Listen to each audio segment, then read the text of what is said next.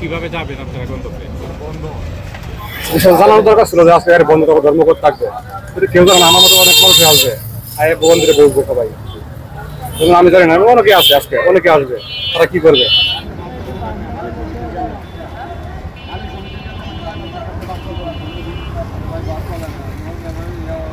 বাচ্চাটা নিয়ে আসছি এখন সিদ্ধি থেকে, এখন গাড়ি ঘোড়া সব বন্ধ।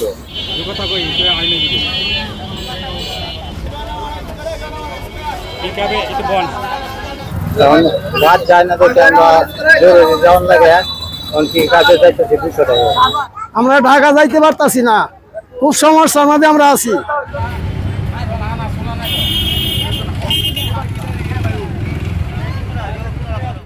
বদ্ধ কারণে যাত্রী ভোগান্তি পড়ে গেছে, যাইতে পারতেছে না, এই কারণে পিকআপে তারা তুললে যাতে জায়গা মতো যায় পৌঁছতে পারে।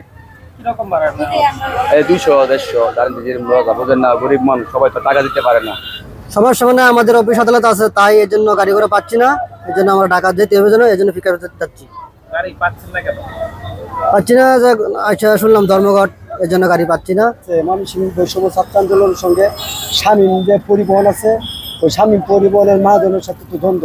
আমাদের গাড়িগুলো যেহেতু মানুষ করতে যায়, ঠিক আছে, গাড়িগুলো ছাড়ার পরে বিশৃঙ্খলা হবে, যাত্রীরা কষ্ট পাবে, ঠিক আছে, ওদের তো আমরা এই হেরস্তে নেব, এই যাত্রীর হেরস্তের জন্য যাতে মানে যাত্রীরা কষ্ট না পায়, সেই জন্য আমরা মনীষী প্রতি আমাদের গাড়ি যাইতে হয়। আমরা এই উপলক্ষে বন্ধ রাখছি।